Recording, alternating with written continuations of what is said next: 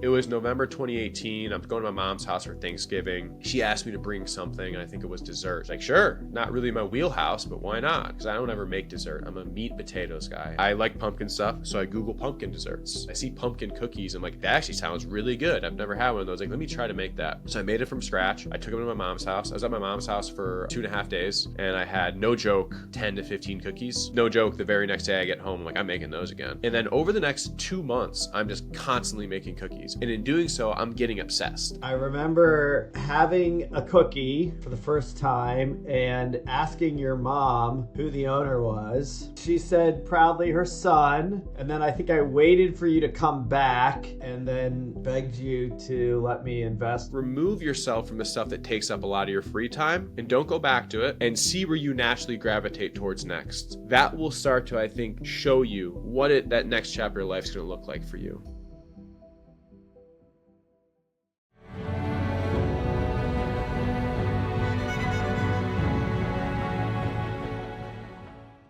All right, we are here today with Brad Kaplan. Brad, thanks for joining me on the podcast. Yeah, of course. Thanks for reaching out. I always enjoy our conversations. Yeah, it's funny. I've been watching you on social media lately, recounting some of your early days. And I think fondly of my memories of your early days. Mm-hmm. And my recollection was discovering you Lions Cub at the North Market. And I think, if I remember correctly, and you can correct me if I'm wrong, but I think you had the table set up in front of the staircase. Oh yeah. And your mom was there on a Saturday or Sunday morning, afternoon. I was there with my kids, and I remember having a cookies probably for the first time, and asking your mom who the owner was. Yep. And she said proudly her son.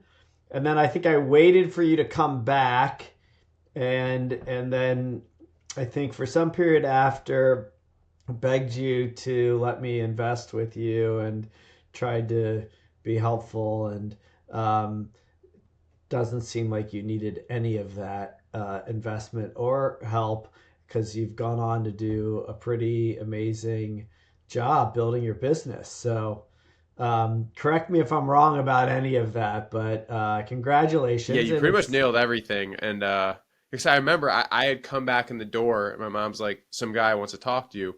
And you didn't know it at the time, but I already knew who you were, because as you know, I used to be a civil engineer. And at the time, I was like really getting into the business development side of civil engineering. And I had met with the previous president of your company, and I was like, oh yeah, I know who you are. Like, I'm trying to get your firm to hire mine to do some work for you. And so that was funny, kind of worlds colliding in a different way there. But yeah, it was a Saturday afternoon, and those first pop-ups were the very beginning of everything. And I remember, I don't think it was the first one. It was probably, the second or third or fourth. But I remember after the first pop-up, I was in the car with my brother, who had helped me, because my mom and my brother were the ones helping me early on. And I looked at my brother, and I'm like, I really think this is going to be something. Like, I don't, this can't be an accident that this many people just showed up for me, and this being the first time I've ever done this. Like, I think there's something here. And so far there's something there. And it really, at this point, is just, what is it going to become, and how do we do it? And that's kind of where I'm at now. And it's interesting, because I'm at such a different stage of life, and I'm at such a different stage of the business than when we first met. And it's just interesting to think back to those times, and just kind of how simple things were for me at that time. And in a way, I miss that. In a way, I don't miss it, because, I'd hate to still be in that position 6 years later. But man, that was when things were really fun, and just pure excitement and nothing else. Yeah, it's interesting. I definitely want to talk about that with you. And Love to hear more about kind of the differences and where you're at, and we'll get there. Um, but yeah, I do know you've grown quite a bit in probably every way, which is maybe part of the joy and the struggle of being an entrepreneur. So I'd love to hear you talk about that. But let's back up because you started to mention a little bit, about prior career, and I want to go all the way back. I mean, you're working with your mother and your brother, but so let's get to the. I'd like to walk people through because this is a really interesting story, and I don't know a big chunk of it, but I do know, as you've already said, you pivoted. You went from something completely out of not just your industry, but you went from a day job to an entrepreneur. So I want to kind of tug on the early days. What kind of shaped you as a adult, but starting with your childhood. Tell me a little bit about your early memories as a kid, your family dynamics, kind of what your early life was like. Yeah, so my parents got divorced at a really young age. I don't remember them ever being together. I think I was 2 or 3, when they separated and got divorced. So, and my dad and my mom are two like extremely different people that I think I got, a little bit of each of them in me, which has kind of helped become what I am. My dad is like very creative and definitely a very interesting, unique guy, and will do like outside of the box things just on a daily basis. And then my mom is like super driven, super like gets tunnel vision and kind of don't get in her way if she wants to do something. And I think I got each of those traits. But yeah, growing up, grew up on the west side of Cleveland. I have a brother, and that was really, really awesome having a brother that was 17 months older than me. I looked up to him a lot, whether he knew it or not. And I learned from him, whether he was trying to teach me. He made me tough, both mentally and physically. He used to beat me up a lot. And here's a funny story. From a very young age, I had the entrepreneurial bug. And my first business, Brett, was really, really cool. Long story short, my dad, I was about 10, 8, 10 years old. My brother's 2 years older than me. And my dad lived next to a golf course. And me and my brother would go into the woods. And at the 10th fairway, there'd be a bunch of woods lining the left side of the fairway. And basically what we would do is if people hit golf balls semi close to the woods or even just in the middle of the fairway, sometimes if we were really feeling bold, we just run out in the fairway, steal the ball. And that was the supply side of the business. But the way we made money was after we collected hundreds of these golf balls, we'd put them in egg containers. And then we'd go back up to that same tee off box and we'd sell golf balls back to golfers. So it was like Robin Hood in a way. We were stealing from the rich, but we were just selling back to the rich. Uh, so that was my first business, and it was as much a business as it was just fun. Like my whole childhood was full of mischief. It was basically, what can we do today that will get us almost arrested, but not actually in trouble. Like it wouldn't harm anyone, but it's just fun and stupid. Like we jump in those same woods. We would jump in dumpsters and pull out old carpets and old chairs, and we'd build forts in the woods, and then we'd light them on fire. Like it was so dumb. We just do stuff like that. We'd shine laser beams in people's windows. Like we used to see cops and just run from them. We didn't do anything wrong. We would just run because we wanted to get chased by cops. And we only got caught once. And they're like, why'd you run? We're like, I don't know. We just wanted to. They're like, there's got to be something. We're like, no, we thought it'd be fun. So it was really stuff like that. And for the most part, it didn't really become a problem. I think like that type of impulsiveness that I had did get me in trouble in school sometimes. I remember like as a kid, I was I was very bad in school up until about like sixth grade. And, my mom put me in therapy. And I remember at the time, my dad's like, he doesn't need therapy. He's just a boy and he's just going through it. And he's just an eccentric kid. But yeah, I started to figure it out by the time I got like middle school that, being a jackass all the time eventually has to stop.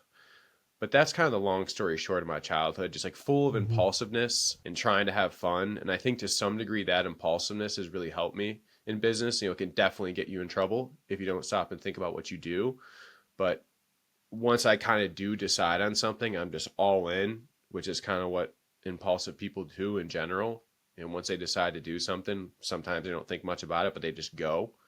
I think that's like the biggest takeaway from my childhood. Yeah, and there's a lot of like psychological theories, maybe science around kind of what makes someone impulsive, what makes somebody, there's labels like ADHD. I don't know if there's any of those that, you have you've sort of connected to over the years, or if anyone ever tried to label you. There's thoughts around how we end up this way. Are we born this way? Is it genetic? Is it trauma? DNA? Knowing that your parents divorced at a very young age, I wonder, in hindsight, what you think about, your early childhood from the standpoint of that, kind of being more impulsive or seeking adventure or mischief. Was it something that it was boys being boys or you just being you, or do you think that it was a reaction to something in your family upbringing? That's a great question. You know, as far as like the labeling thing goes, when my mom did put me in therapy, and it didn't last long because I think I just didn't like it. I didn't like going there, and they knew I didn't like it. But I remember, the doctor at the time labeled me as ADHD, and he prescribed me to Ritalin at the time. And this was kind of another thing where my dad was kind of like, he doesn't need Ritalin, he doesn't need to be medicated. Uh, and luckily, my mom, like, and even though they were divorced, she kind of, I think, agreed, and they ended up not putting me on anything. Which looking back on, I appreciate, just because like I ended up being fine. I think I just need to learn lessons on my own. As far as my upbringing and how that contributed to the way I was as a kid, and to some degree the way I still am now, like I'm still impulsive. I still enjoy doing mischievous things. Granted, like it's far less. Uh, mischievous things as an adult is way different than mischievous things as a kid. Like a mischievous thing as an adult now is me going on a trip with my friends for our fantasy football draft and having 12 beers. You know what I mean? Like that's like mischievous, but it's harmless. But as far as maybe I think to some degree, I and my dad always told me this. He's like, as a kid, I could tell you had low self esteem. My dad was like really good about kind of giving me verbal affirmations a lot. Like, hey, he would always say, one day you're going to be famous. He always would say that. He goes, whenever you decide on what it is you're going to do, you're going to be famous. I don't know what that is, but I really look forward to that day. And I think he told me that stuff, partially because he probably believed it, but also partially because I think he was just trying to lift me up.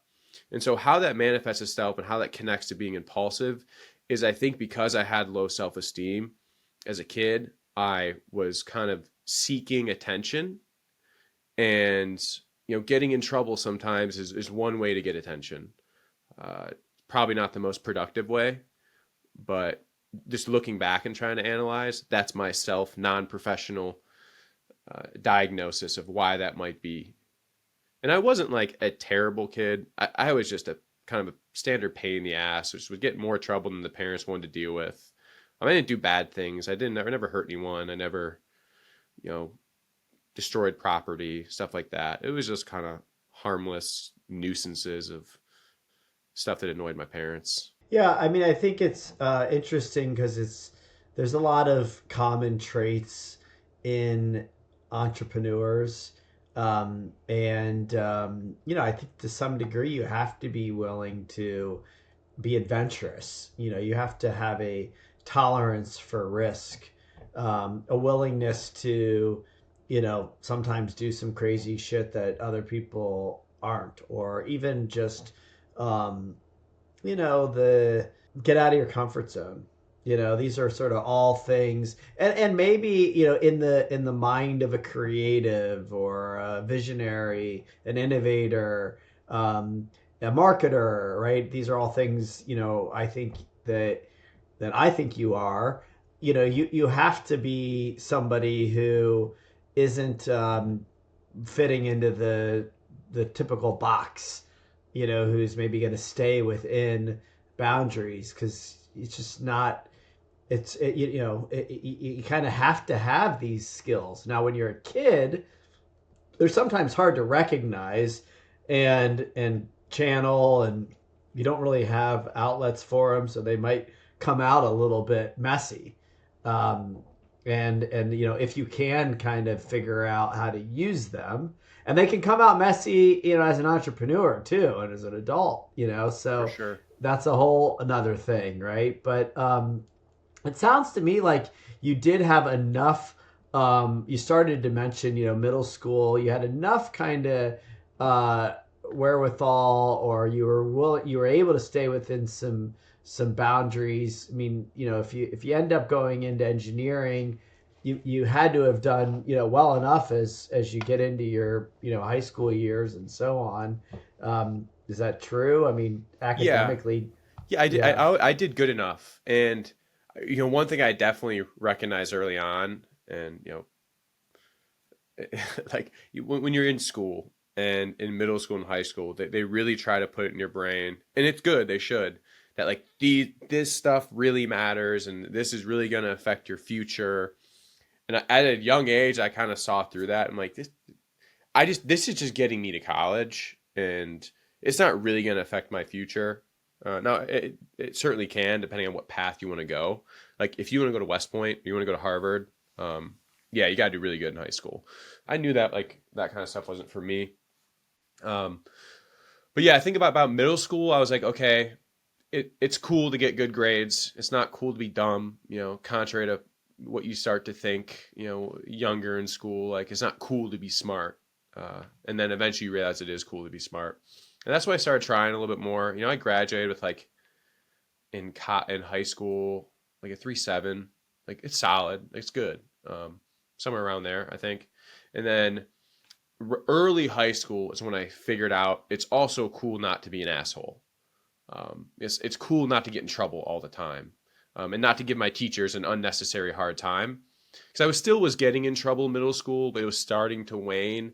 And then somewhere in my freshman year, going into my sophomore year in high school, that's when I really flipped the script and just became just an easygoing guy and not a pain in the ass. Because I was kind of like a class clown in some ways, like getting a lot of detentions, got suspended a few times, and then eventually I'm like, yeah, that's not really cool. Eventually, people just think you're an asshole. So that's when I stopped doing that stuff, and at that point, it's just kind of smooth sailing. And then as that kind of transitioned into my adulthood, I think that's definitely how I describe myself now. Is I'm usually very chill. I've never raised my voice at like any of my employees, for example. It's rare that I'd even raise my voice to you know any ex girlfriend or my current girlfriend or my family. It really takes a lot for me to get to that kind of elevated state. And I kind of connect those dots by like I used to get to an elevated state all the time when I was a kid. It just manifested itself in a certain way. And now if I get to a really elevated state, my ceiling is just like me getting a little upset, but I try not to like yell at anyone or say demeaning things. And so, was it just an experiential thing, or was that something that you had to learn, or got some help learning? I think it's both. I remember a couple of things. My dad would always tell me like, "Liddy, quit being an asshole. Quit acting like a baby."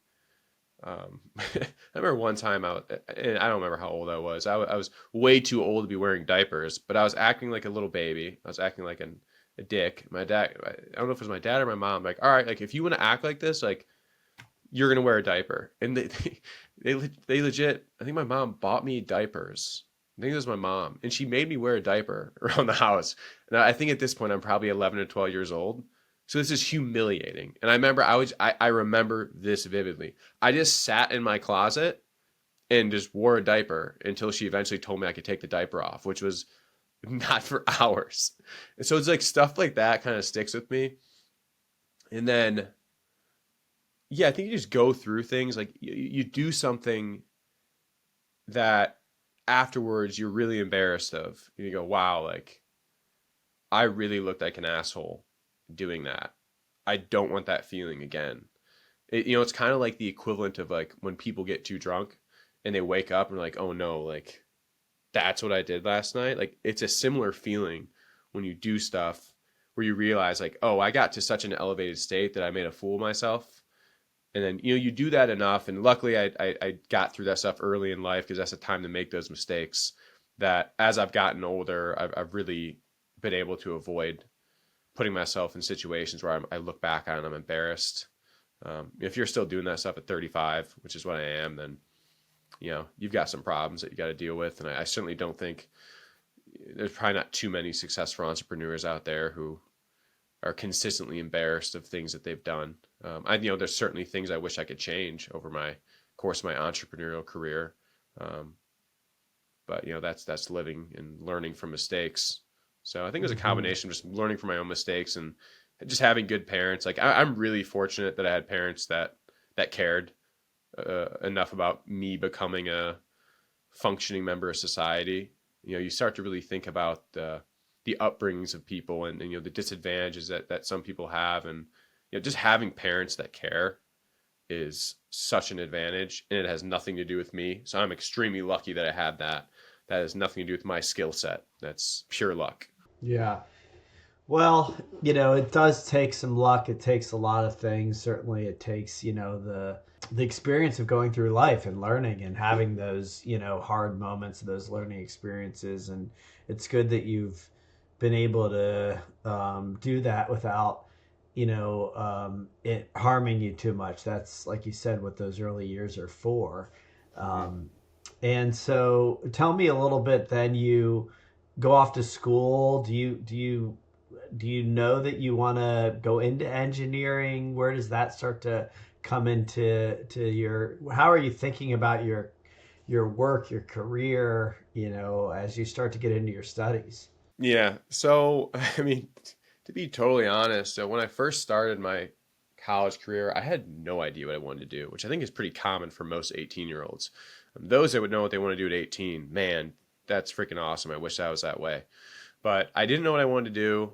Uh, I knew I liked airplanes and like flying and stuff like that. So my original major was aerospace engineering. And I'm not going to say I wish I would have stuck with it because who knows where I'd be right now. And I'm very happy with where I am right now. But I remember once I learned like the curriculum that I need to go through to finish that degree, like I hated math, but I was good at math. And the amount of math you have to do in aerospace engineering, even compared to other engineering degrees, which are very math heavy, was like twice as much. And I remember I talked to my advisor and she's like, yeah, well, you should probably switch majors. Didn't really even try to talk me into it. And then at that point, I'm like, it was this simple, Brad. I was like, bridges sound cool. I'll be a civil engineer. Like it's so stupid, but I'm 18. Like that was my rationale. Bridges sound cool, and so I did that. And I went off to college in 2009 at Ohio State, and I had a lot of fun in college. Like I got kicked out of my dorm my freshman year. Again, all harmless fun. I did a lot of drinking. Like we had a kegger in my dorm room. We snuck a keg into the dorm room, and I didn't even get caught for that. But it was like that type of stuff. I was constantly drinking and doing stupid stuff like that. But so they kicked me out, moved me to North Campus. I bought out of my housing contract with my other buddy who got kicked out of the same dorm. We lived off campus as freshmen, and in college again was more so I did enough to get by. I did the schooling that I needed to do. I was a good student. I wasn't a great student. I got like a 3.3 when I graduated, and I remember by like my sophomore junior year, I uh, I had a rule for myself that I'm no longer doing homework on weekends. And in doing so, I kind of got into the 9 to 5 mindset. Like I would stay on campus Monday to Friday, like days I had class. Like that's when I did my schoolwork because I needed the weekend to be myself. I needed the weekend to have fun, and I couldn't be like how I was early in my career, where I'd let things get to the last minute, and I'd be hungover on a Sunday doing all my schoolwork or doing stuff on Saturdays because I need to get it done. I hated that. So I would show up on campus 7, 8 in the morning for class. And if I had a 3 hour break in between classes, I would go to the library and do all my schoolwork. And I wouldn't have anything to do after 5, 6 p.m. And I wouldn't have anything to do on the weekends. And I freaking love that. Um, And that was kind of my college career. And I remember the day vividly that I realized I didn't want to be a civil engineer. I was in my fourth year and I was in a summer internship going into my fifth year.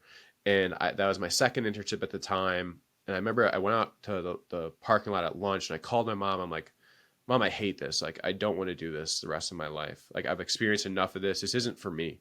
But I was like, but I don't know what to do. I was kind of like asking her, like, what's your opinion? What should I do? Should I switch majors? Should I finish my degree, then figure it out later? Should I just drop out altogether until I finish what I want to, I figure out what I want to do? And the decision at that point was, you're so close to the end. Like, this is finish, and you'll figure it out in the years to come what you actually want to do. So that's what I did. And at that point, it was just kind of, I think, a matter of time when the right thing found me that I was going to switch. I don't think there was any way I was staying, in that field forever. And I kind of always wanted to do my own thing. It just, you can probably empathize with this. I think most entrepreneurs, uh, their success comes from the passion they have for what they're working on. I mean, some people, they have an idea and the idea leads the way. I'm not able to do that. The passion has to lead the way. I have to be into it. It can't just be an awesome idea that I'm not into, because I think the impulsiveness that I've always been. It stems from a want to have fun, and so if I'm not having fun, I'm not happy, and I'd rather have fun building something uh, that I'm passionate about and have the ceiling only be so high, then I would be really success. I don't think I would be as successful working on something that's an awesome idea, the next YouTube, but I don't care about it. It's not fun to me. I don't think I'm able to take that to its full capabilities or what it can be. But yeah, sorry, that was my college life. That's cool. So you graduate, you get the degree, you go into engineering at least initially. Yeah, Yeah, and tell me. Yeah, speak to just like the not knowing you really don't want to do this, but it's what your degree's in, so you kind of do it anyway. I mean, did you remember feeling like a little stuck, or what was your thinking about, like, well, I guess I'll just do this until, when does the idea come in for you to actually pursue something else? yeah. So I graduated college. I'm looking for a job at that point. It's just like, let's get a job, and because I don't have an idea of doing anything else. So at that point, I can either live in my parents' basement and not have any money, and or I can progress my life forward and figure it out along the way. So I get a job. I move back to Cleveland, and I worked at a firm in Mentor, Ohio. I lived on the west side in Lakewood, kind of where I grew up. And those early days of working were really, really tough for me. I mean, I was motivated just because I want to do good even when I worked at a smoothie shop when I was 16, like I wanted to be really good at making smoothies. I wanted to be a really good engineer. I wanted to earn more money. I wanted to feel like I was doing something productive. So I tried, but I remember some of those early days, I would just sit at my desk and I would just go through, I would be like on Ohio State's website, just looking at all the degrees and thinking, what do I want to go, what could I go back to school for? And I thought of it all.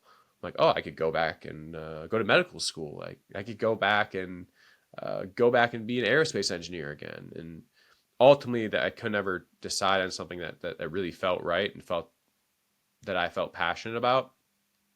So it was for a good year and a half, 2 years when I'm working, I'm just constantly in that post college depression. I think that's a really tough transition for a lot of people. And it certainly was for me. And it comes from a really simple idea of I just loved having fun and living with my friends and having essentially no responsibilities. My dad used every single time we would talk on the phone in college, the very first thing he'd say was, "How's vacation?"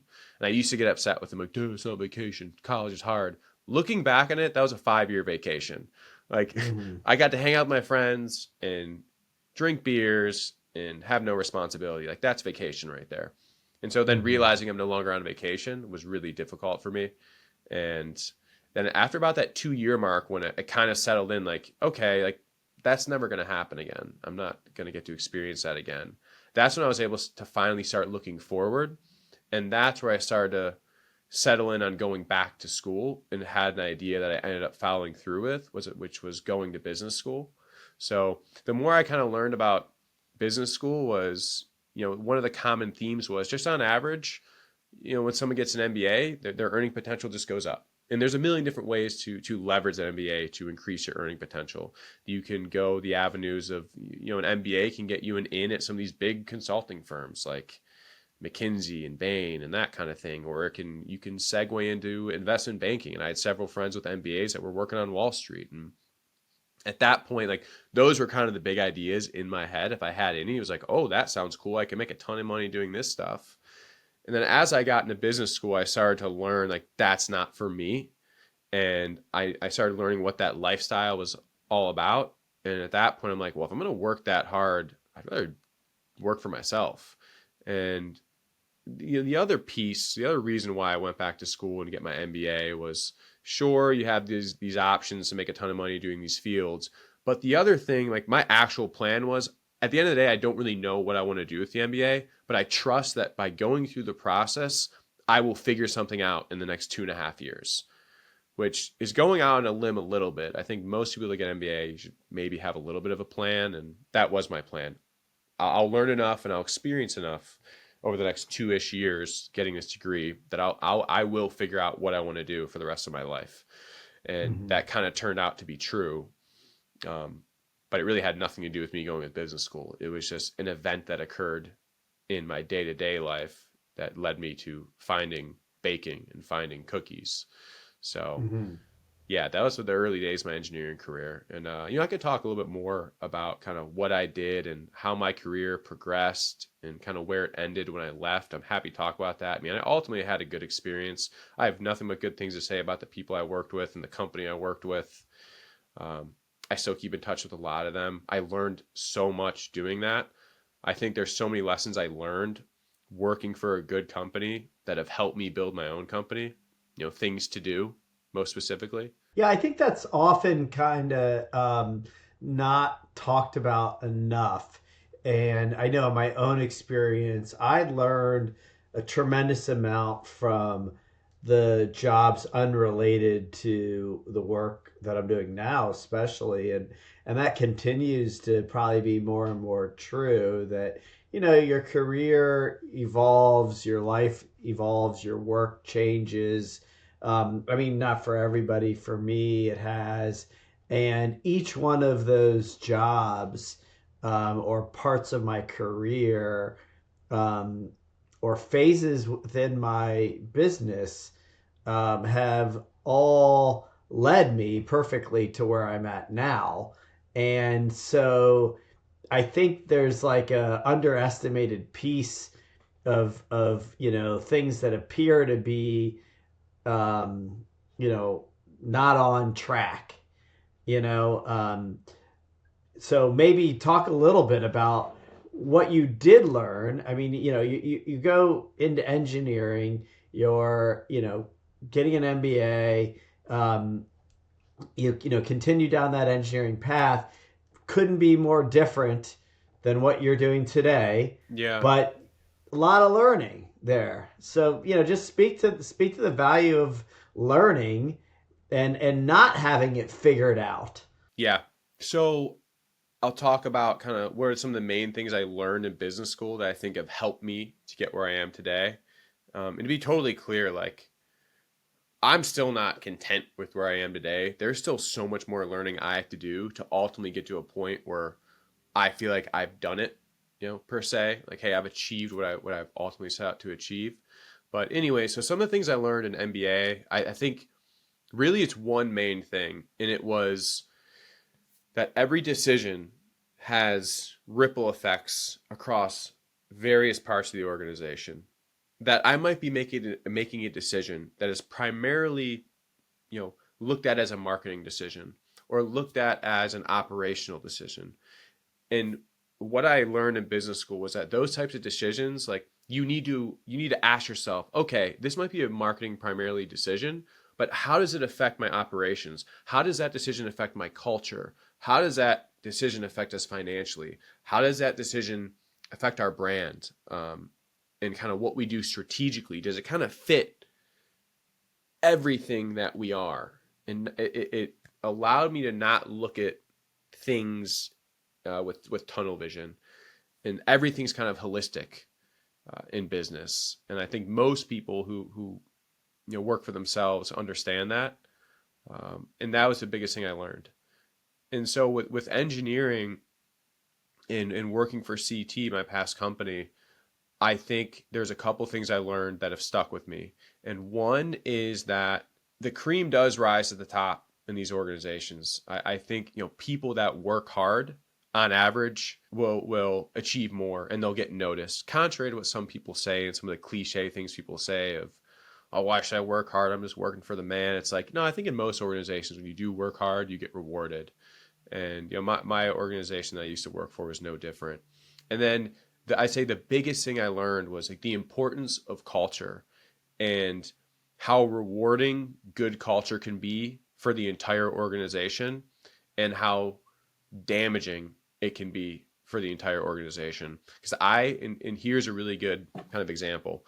I started at the headquarters of the business. So culture was really, really strong there at headquarters. It's where the company was founded. And then when they transferred me to Columbus, at the time, the Columbus office culture was terrible. And go figure, the Columbus office at that time was the only office losing money, and they were losing a ton of money. And so you start to connect the dots of culture and financial performance and how important it is, and then starting to learn how do you what makes good culture, what types of activities are happening here that aren't happening there. How is the office laid out here that it's not laid out there? Like there's so many little things that affect culture. And I luckily worked at a company that cared a lot about culture. They made really they redid their org chart towards the end of my time there because they switched from a traditional org chart to what they called a talent focused organization. And without going into too much details, the talent focused organization was really, really focused on developing their people and developing the culture as a company as a whole, with the belief that if they do so, the financial performance will follow. And I start to draw parallels between some of the stuff we've experienced at Lion Cubs in particular. Like I mentioned things like, how is the office laid out? And how does that contribute to culture? It's the same thing. I learned this opening up our second store. The way I laid out my second store was not nearly as conducive to culture building and team building as it is in my first store. And so we had to change some things around because early on the culture wasn't where we wanted it. We had to make some adjustments because I'm like, why isn't this working right now? And I go in, I'm like, oh, there's natural barriers that are separating people. No one's getting to know each other. I've made it almost impossible for them to get to know each other. And then there's some decisions I made early on that made it even harder for them to get to know each other. My finger was too much on getting our labor numbers where they need to be. When in reality, I should have laid the store out in a more friendly manner, and I shouldn't have said we need to hit our numbers. I should have said, you know what, I don't give a shit if we have higher labor right now. Let's let the team develop, and then let's worry about that. Just really strong lessons that I think had I not seen the things I saw at my past company, and I was like, oh, that. Some of those same reasons or why culture was a struggle at the Columbus office. I made that same mistake, and I don't think I would have been aware of that had I not saw that and learned it in my past career. Yeah, interesting. And then, even though you see things and you learn things, you still have to make those mistakes along the way. But before we get too far into that, you mentioned there was this something happened in your personal life, an idea. Let's talk about where does then this idea come in Yeah. that decided to go down the road that you're on now. Yeah. So a little context first is I've always loved to cook. My dad taught me how to cook. I cooked for myself when I was 5 years old. And when I say that, I mean my dad would get the pre-made pizza dough and we'd throw sauce and cheese on it and pepperoni. But it's probably more than the average 5-year-old's doing. And then I learned how to scramble eggs shortly after that. And then I learned how to make bacon. And then I kind of learned the next thing and the next thing. And by the time I got to college, I was cooking for myself all the time. Even in high school, I was cooking for myself all the time. And you could ask my mom. I really made it easy on her in high school because all she had to do was make sure there was a handful of things in the fridge, and it didn't have to be much. Like there could be lunch meat, some sauce, and a couple things, and I just get really creative with it because I would always cook for myself. So like that burden was not on her, nor was it my father. They knew this: if there was food around, I would make it. Um, but I'd never baked in my life. So before I made that first cookie, which I'll kind of get to what prompted that, just know that I'd never baked a single cookie in my life. I'd never baked a single pastry in my life from scratch. I probably made those. I definitely made those like pre-made cinnamon rolls where you just put them on a pan, but that doesn't count. So it was November 2018. I'm going to my mom's house for Thanksgiving. She asked me to bring something. I think it was dessert. She's like, hey, can you bring something dessert? It's like, sure, not really my wheelhouse, but why not? Because I don't ever make dessert. I'm a meat and potatoes guy. I had a smoker in my backyard at that point. I had a smoker in my backyard. I'm a college kid, which like that tells you everything you need to know. I'm a college kid with a smoker in his backyard, and I used it every weekend. So very stereotypical guy, you know, like steak, potatoes, meat, cheese, wings. So pastries, like, ew, what? But anyways, I agree. I like pumpkin stuff, so I Google pumpkin desserts, and a bunch of stuff comes up, pumpkin cupcakes. But I see pumpkin cookies. I'm like, and at that point, I've never had a pumpkin cookie. But it's like that actually sounds really good. I've never had one of those. Like, let me try to make that.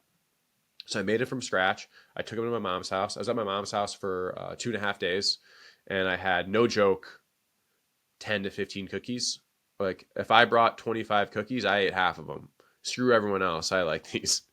And they were just so good. And then I got back, and those are just pretty standard cookies, just kind of flat, you know, normal size. So I come home, and I like, no joke, the very next day I get home, I'm like, I'm making those again. So I make those again. And then over the next 2 months, I'm just constantly making cookies. And in doing so, I'm getting obsessed. I'm Googling because I don't know anything about baking. I don't know what this. I have the recipe I found online, but I want it. I want these cookies to be different. I want them to be thicker. I want them to be bigger. I want them to be softer on the inside. And I want them to have a crunch on the outside. And so to get from where I was to that cookie I just described, the engineer in me came out, and I started doing controlled experiments. And I legit had a notebook, and it wasn't an idea for a business at that point. It was just simply driven by passion that I needed to make the best cookie ever. And so I would hold all these ingredients constant, and then I'd start tweaking one of them. So in doing so, I'm like, okay, so that's what baking powder does. And then I'd hold everything else constant, and I'd start tweaking, the light brown sugar. It's like, oh, that's what light brown sugar does. And so I learned what every ingredient did. And so by the time we get to February, March, I've got this amazing product.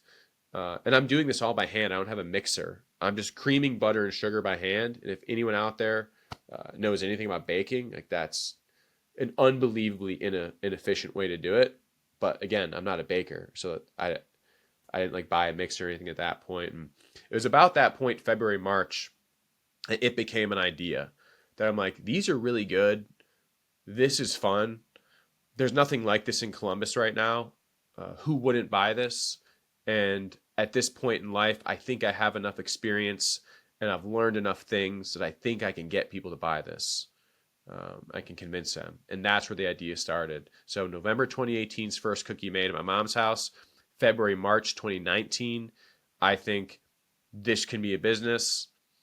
May 2019, I form an LLC, but I still don't really know what the business is at that point. I know I have something. And then by about early summer 2019, I started settling in on just cookies and fresh cookies. Fresh was important. I mean, you were there at that first pop-up. I had a fold-up table there. I didn't have an oven, but somehow the cookies are still warm. So that was super important to me early on. And, big, fresh, very, very texturally amazing cookies was the idea. And yeah, there were times where I'm like, this is stupid. Like people can buy cookies. Like these are good, but can I make a business off selling cookies? How many cookies do I need to sell? And you start doing calculations. You're like, holy shit, I got to sell. My cookies cost $3.75. I got to sell X. Like, how do I replace my salary as an engineer? Like, which I still haven't done. I remember.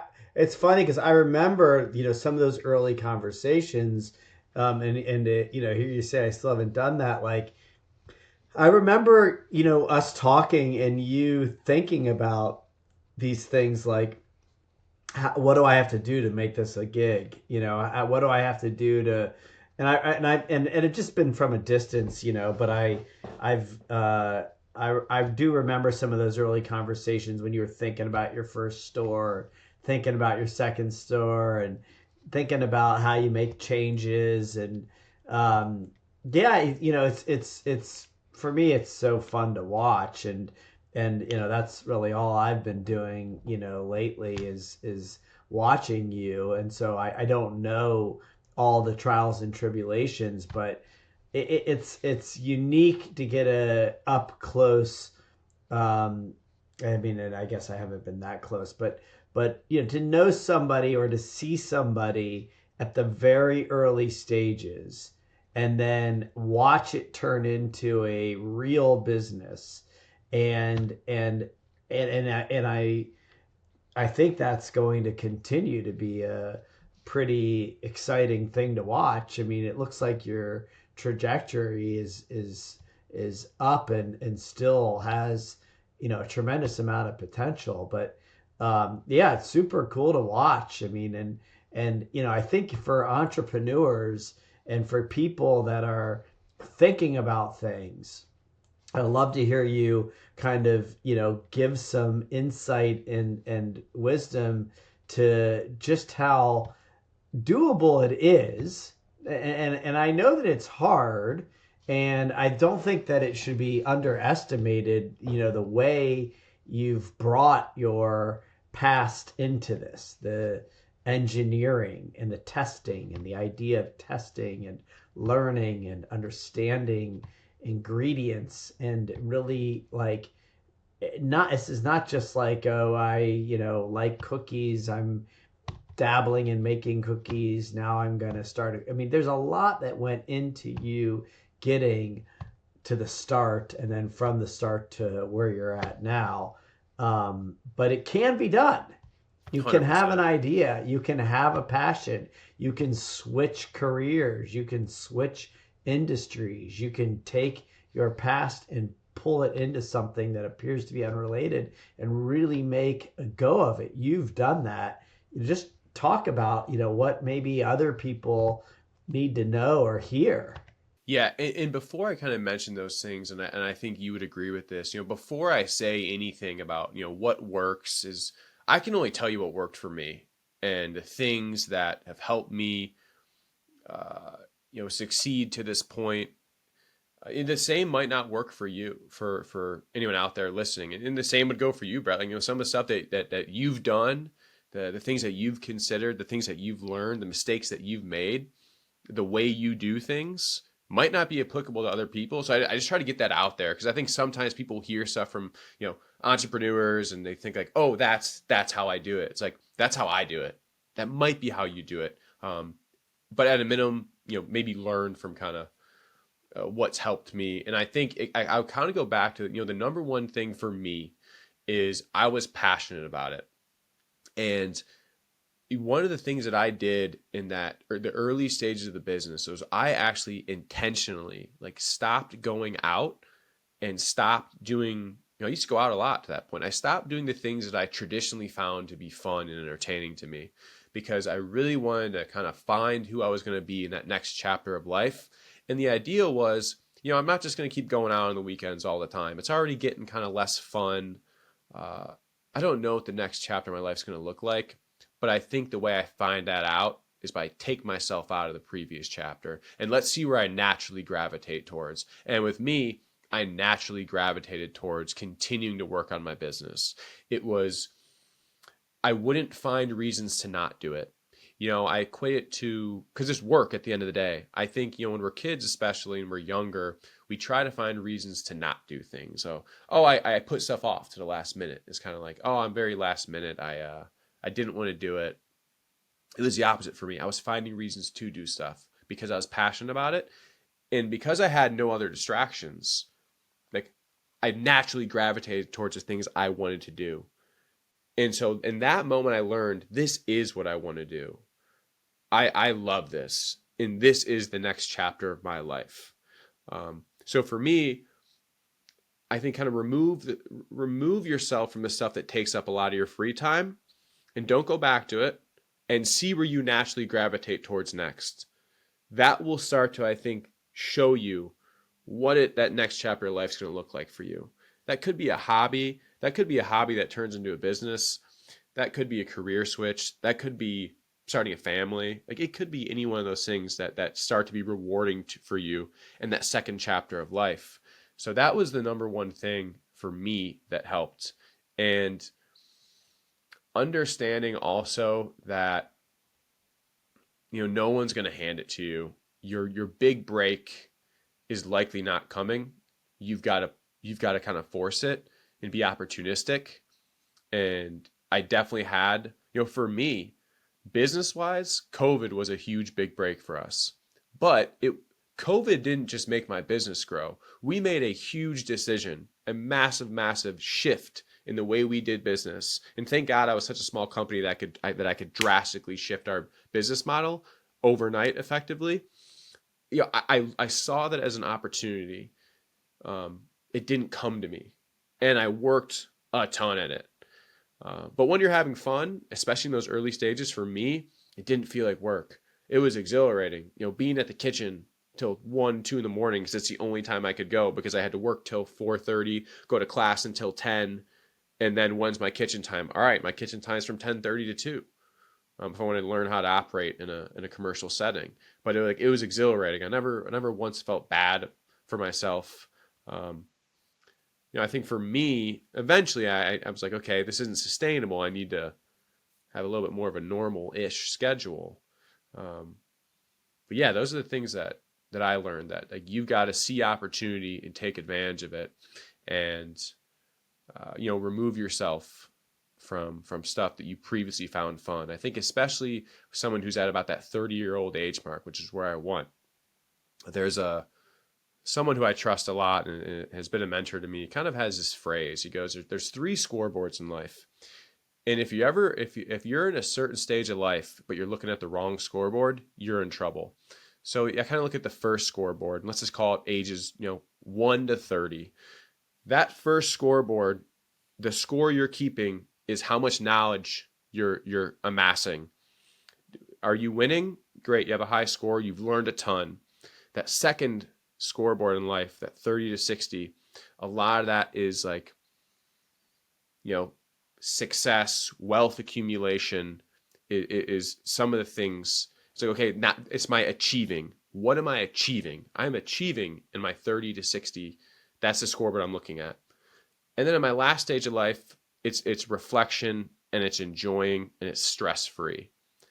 And here's a good example of why he told someone, you're looking at the wrong scoreboard. Someone was like 65. It's a pair of brothers. They're squabbling over their parents' inheritance, worrying about who's getting more money. And he's like, money and stuff like that, like that's just, you're looking at the wrong period of life right now. This is not what you need at 7 years old to be.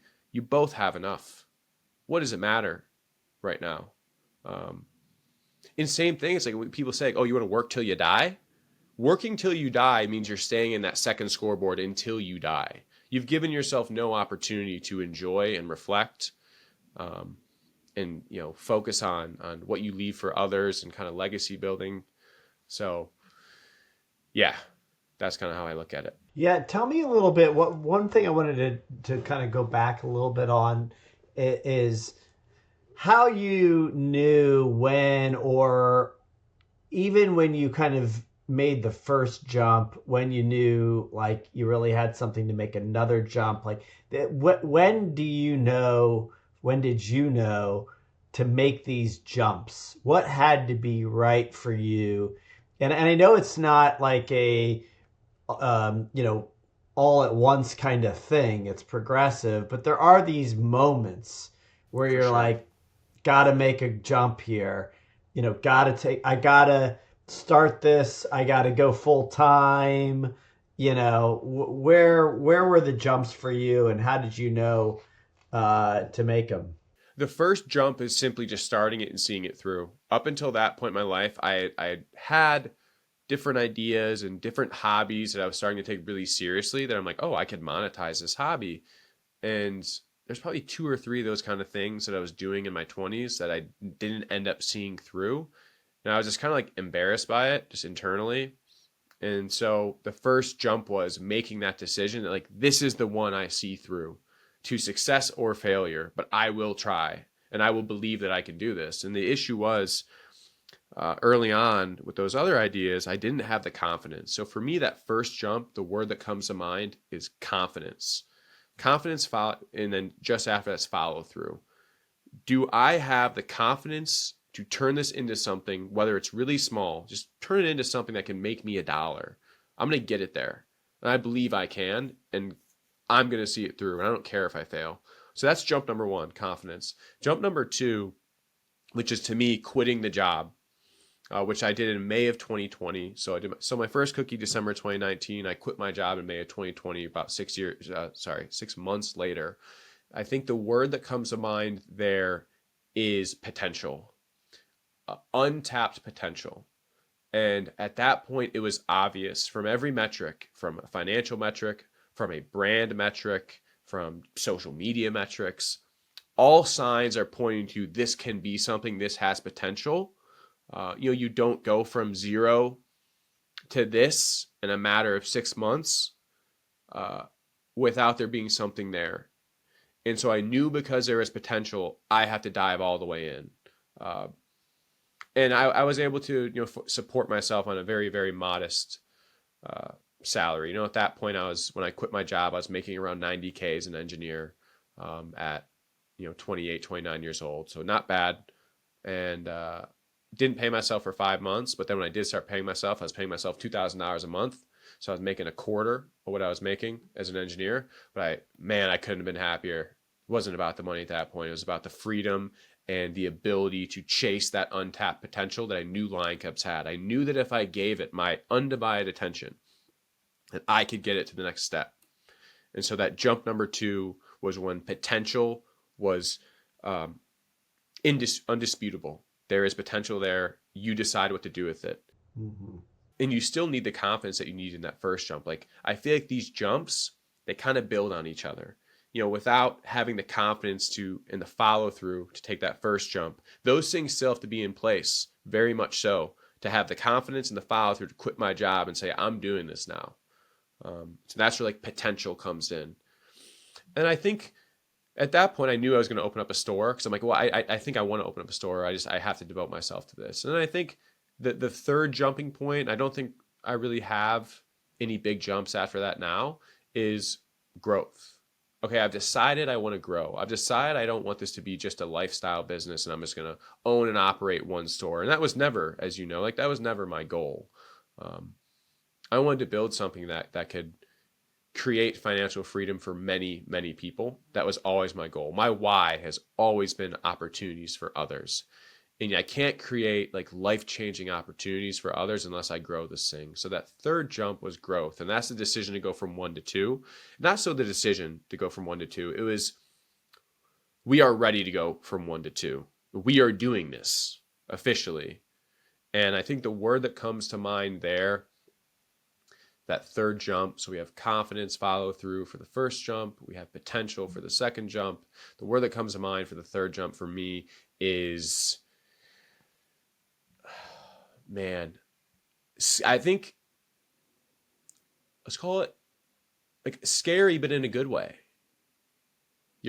For me, I was scared, but in a good way, because I'm like, okay, it's getting real now. The mistakes are going to be magnified, because every time I make a mistake, the larger I get, the bigger of a mistake that is, and the more bad and good that can happen from each decision.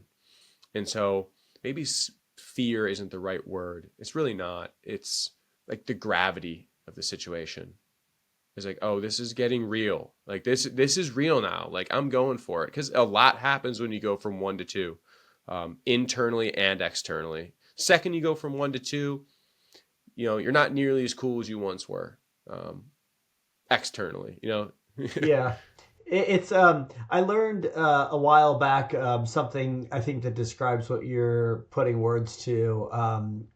This is Dan Sullivan from Strategic Coach, calls it the 4 C's, and so he would say that the first stage, the first jump, requires courage. Then courage, yeah. it's confidence is there, but it starts with just courage. Okay. And then you start to build some capabilities. And as you start to build the capabilities, they start to become competencies. And then once you start to feel competent, that's when you start to have some confidence. And then you're sort of cooking because you got confidence, but store number two requires you to do it all over again. So Hmm. that fear comes up, you got to find some courage again, and then you start to go through that whole thing all over again. And it's sort of a cycle that, to some degree is always there, because as you're growing, you're going to start feeling good, but then you're going to want to take that next big jump. And that's going to require, now it gets a little easier because you recognize it and you're like, I've been here before and I know what I have to do. I got to jump in. And so you're able to move through it a little easier and faster, but there is sort of this entrepreneurial ongoing cycle that requires you to kind of go through those steps. Yeah, as you were saying that, I was immediately kind of connecting the dots of those four C's as it pertained to opening up my second location. It was I had the courage to do it. I then developed capabilities because the capabilities I learned with running one store are different now. I'm relearning. The same tools and systems I had that worked in one didn't work at two. So I developed those capabilities, and over time, we became very competent in those things. And we're still working on it, but we're a hell of a lot more competent now than we were in March of 2024 when we first opened our second store. And now I have the courage because we're looking for number three right now. I'm like, okay, I am happy we're both with where both these stores are. I got the courage to do another one. I've got the courage to go through that cycle again. And so, like, yeah, those four C's are really accurate now that I've heard those. Yeah, so talk a little bit about, as we start to wrap up, where you are headed from here. You mentioned maybe a third store. Tell me a little bit about kind of where the business is and where it's going, and are you going to finally let me invest? Yeah.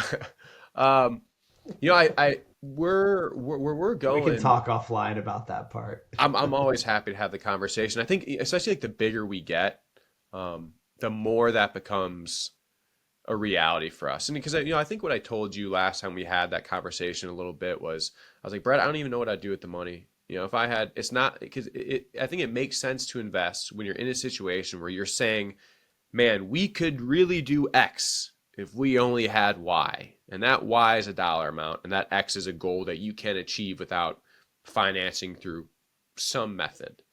And it's usually a significant amount. Like if I was like, man, if we could open 20 locations right now, if we only had X millions of dollars, we're getting closer and closer to that. We're really, especially I think operationally, we're very fine tuned. And that's what allows us to, I think, always be serious about real estate. Is like we have so many good systems internally, especially for such a small company. The way we've utilized technology and systems to make day-to-day operations smooth is really, really impressive. And like I've heard it from a lot of people like work for us. Like I got people that work for Chipotle that are like impressed with some of the things we do. And I got people that come from other small companies that are like, man, this is crazy that like you guys have two locations and you're using this kind of stuff. Um, where I think we need to improve now the most that'll lead us to success as we open up more locations is two things. We need to figure out how we scale culture, which is I'm learning. And next year I think I'm really going to dial in on that. And one of the things I learned last year is the biggest lesson I learned last year, which will help us in growing, is as an organization and especially as a leader of an organization, you have to really narrow your focus onto a couple things at a time. You can't work on everything or else you're not going to do anything. So learning that like this is the year of X, Y, and Z, and these are the things we're working on. And as we go to 2026, one of the things I'm working on is what I'm going to be calling experience. What I mean by experience is really the employee experience. And the belief is that if I can really create an amazing employee experience, one that's scalable, that will elevate the customer experience. That will elevate sales. That will elevate profitability. So that's the number one thing I think we need to work on as we scale. And the culture is in a very, very good place. It's just it's a lot of like hands-on management and like very loose systems that need to be tightened up. And the number two thing I think we want to figure out right now is what does the brand look like at scale? How does the brand evolve? And the brand has already evolved a little bit, but I need to be sure that we're going in the right direction as we evolve for a lot of reasons. One, because we've already become a more mature brand. You can't really play by the same rules when you're a startup that's the new toy on the shelf. Those types of brand rules and who you are don't necessarily apply when you're 6 years in and have a second location or looking for a third. But also because I mean, the landscape when you and I first talked, Brett, part of the reason why I wanted to start that business was I'm like, there's nothing like this. At the time, there was nothing like this. Now there are I think there's 17 other businesses that weren't here when I first started selling cookies that are effectively doing a very, very similar thing that we are doing. So how do we differentiate now in a crowded space? You're forced to differentiate, and I think that starts with brand. How is our brand different from everyone else's? So those, I think, are the two biggest things that we're focusing on as we open up other locations. Because I think if you don't do that stuff and you just open locations for the sake of opening locations, I think that's a recipe for failure.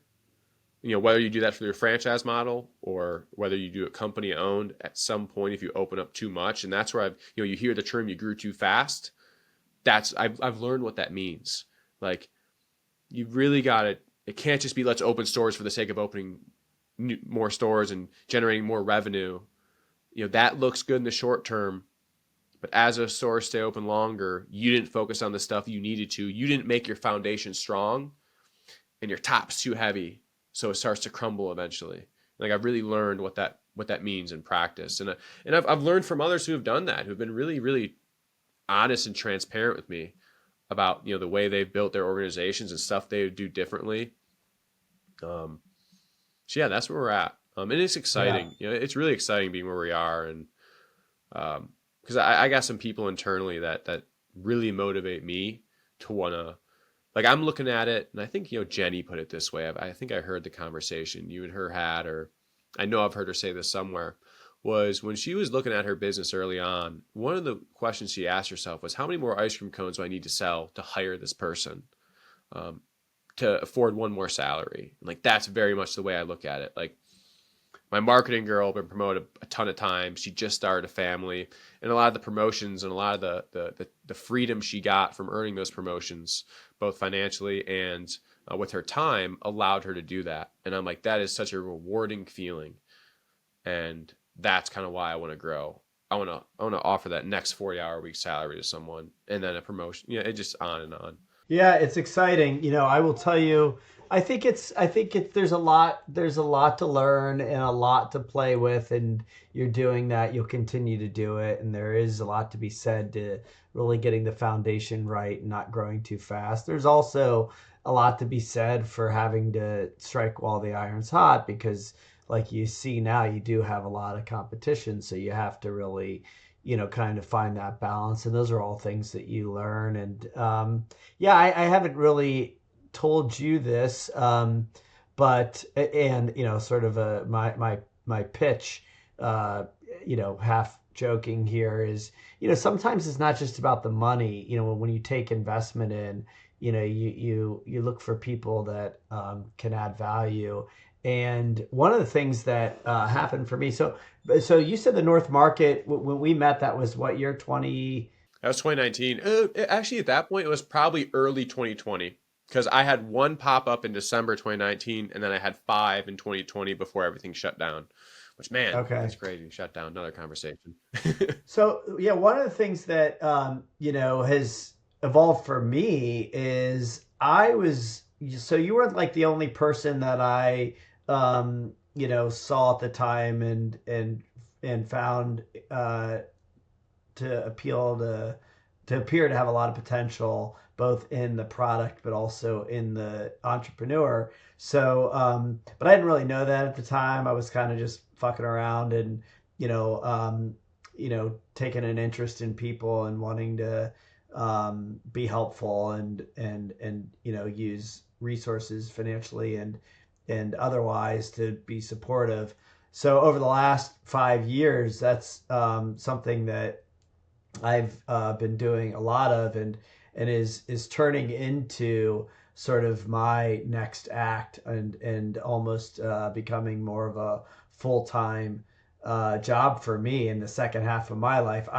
I would say your ages are probably generally speaking good. I would say I'm kind of getting into that third scoreboard now myself, and looking at how do I want to spend my time, my life. And in a big way, it's helping young people like you, smart, driven, hardworking, bright, visionaries, entrepreneurs, using wisdom and experience that I've gained along the way to invest and advise. And having the experience of missing out on you, and yet seeing it from the beginning, and has given me a lot of uh, confidence to continue to lean into that, and the courage to um, make that really my job, if that's what you want to call it in this second half of life. So Yeah. yeah, thanks for being a great example of what's possible. And it's been fun just to be a friend along the way, and to witness it and see you grow. And still happy to very much be helpful any way I can. Yeah. No, I appreciate it. I've certainly pinged you randomly. I remember the last time I called you, I'm like, Brett, I got a real estate question for you. I don't know if you remember that conversation, but for me, that was extremely helpful, because what I really preached about that conversation with you, and whether this makes a podcast or not, I'm just talking directly to you now, was Yeah. you were one of the people that, and you've done this consistently. It's like you don't really beat around the bush. You definitely tell me what you're thinking. Like, this is my opinion. Do with it what you want.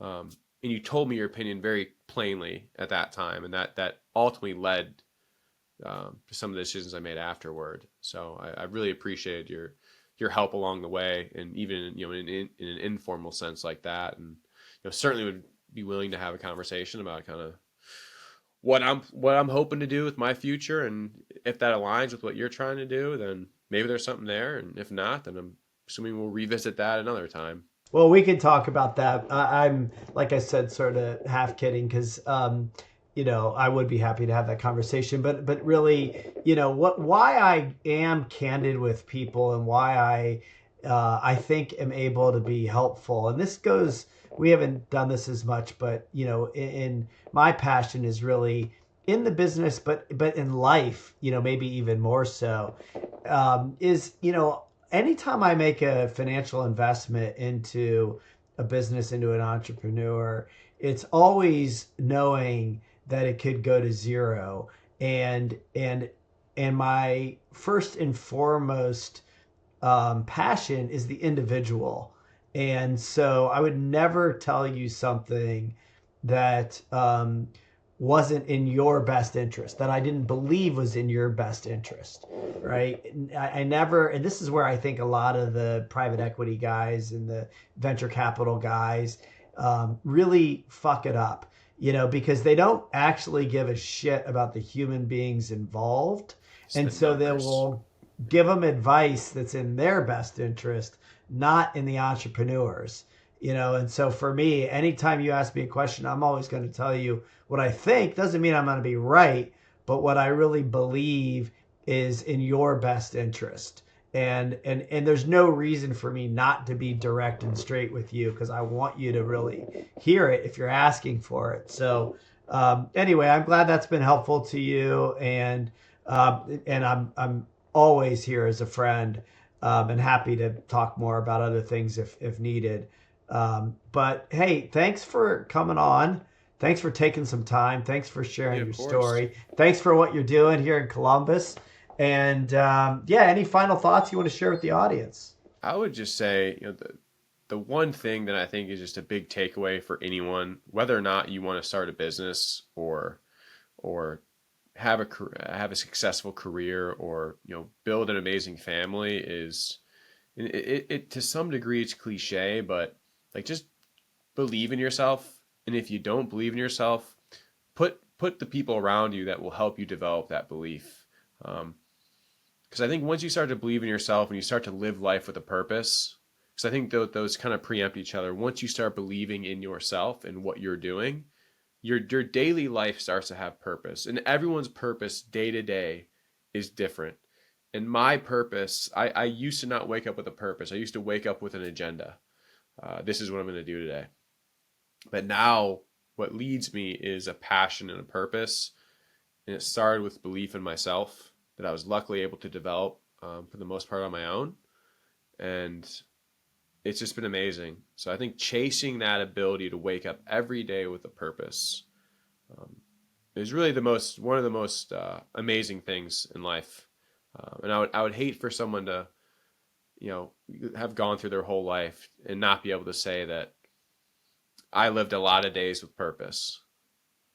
Uh, it's really fun. It's Yeah. really rewarding. Amen. What a blessing. You're right. That's maybe ultimately the reason why, people, not everybody, but people that have it in them should take that entrepreneurial leap because it does give you a purpose and something that can potentially offer a lot of freedom, even though it's a lot of hard work. So, hey, pretty wise words, Brad. We'll wrap up there. Thanks so much again for taking the time and look forward to continuing the conversation with you. Yeah, thanks again. I'm sure we'll keep in touch. Absolutely.